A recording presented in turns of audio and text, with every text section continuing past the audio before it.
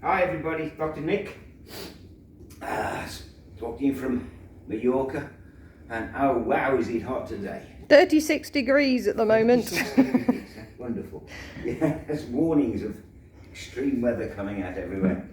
It's my birthday today, as I expect you all know. I'd like to thank you for all the cards and presents that came pouring through the door this morning. I'd like to thank you for that. I think it was about 25 years ago. I was had the clubs in Essex, and I was teaching in a big school there as well.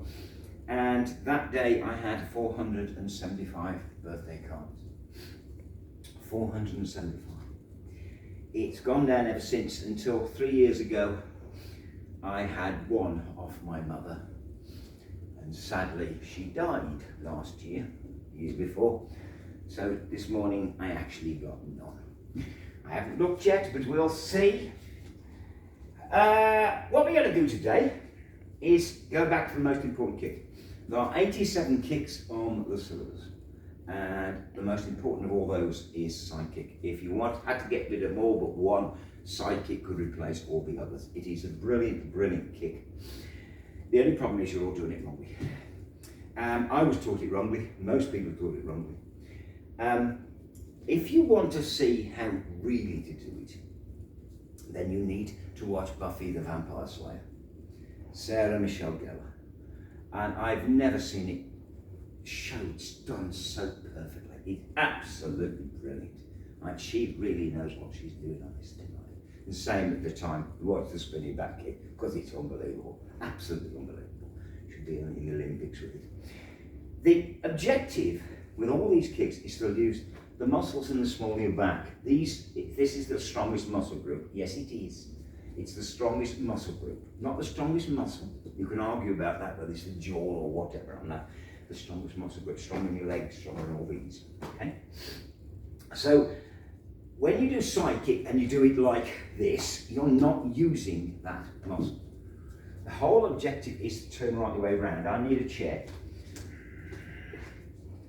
Oh look, there's a sign up here saying happy birthday. It doesn't say happy birthday, Nick. No. Right? Just thought I'd point that out.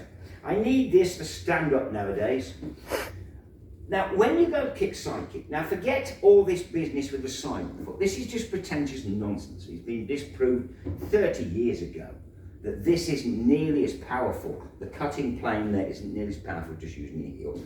And if you're going to need that powerful heel in the street, and you've got a heel on anyway, you've got to use that, you see. So that's just pretentious nonsense. Trust me on this. Right? The only time you use that is when you want to slide it in someone's throat there. I can't really imagine you want to do that when you want to go up there, to hit him there. And of course in some of the katas. Right? So you're going to use your heel.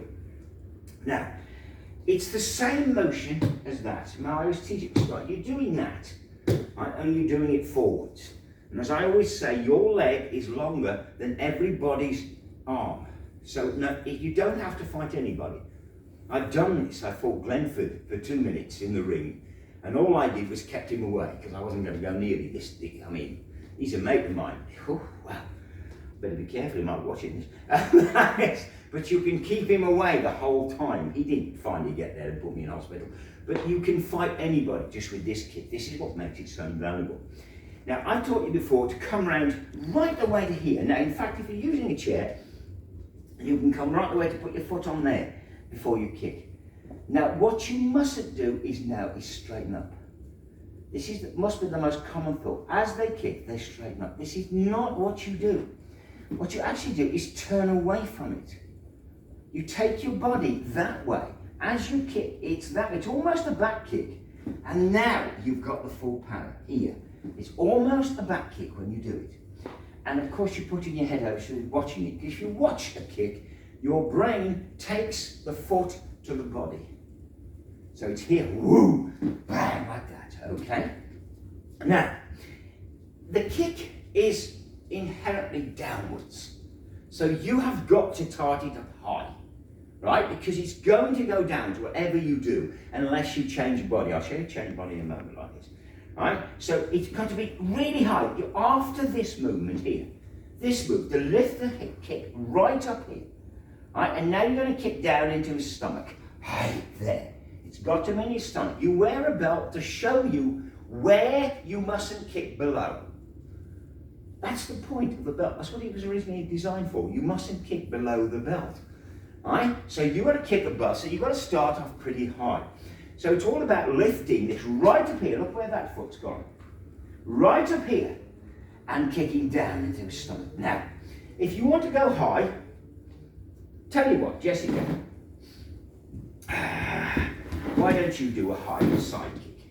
Right? Try turning your body behind you. Just hit. Right? Let's show that again. Right? Right up high. Go. And it's right up there. I can do that, but I just thought she might like to show. Go away. Right? That used to be my move when I was about a brown belt.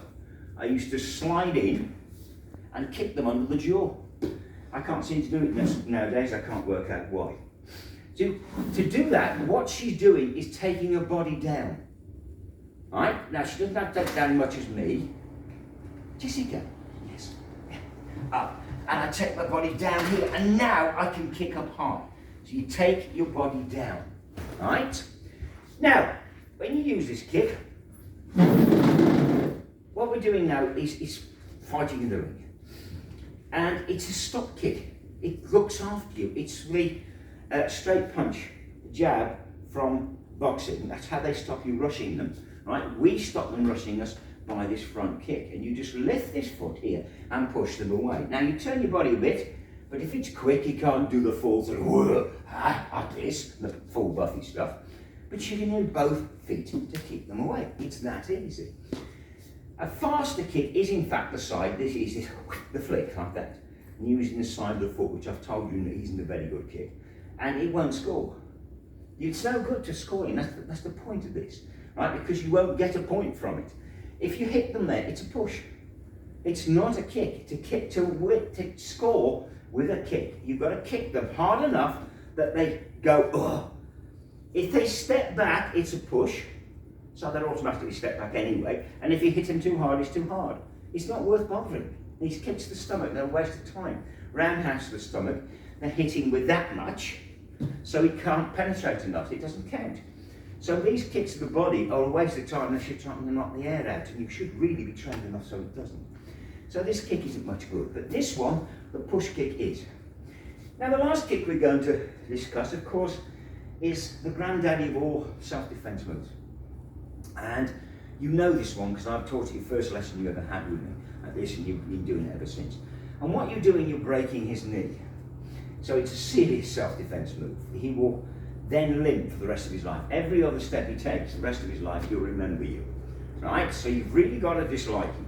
I've got a list of things I can use. Right? And what you're going to do, you're going to use it, the most powerful kick you've ever done in your life. And this is overkill, to be honest, because you only need about 4 pounds of pressure if the knee's straight to break it. Now what we're going to do is we're going to lift the knee right up there and kick through the knee. Right up there and kick through the knee. Now notice how I turn away from it.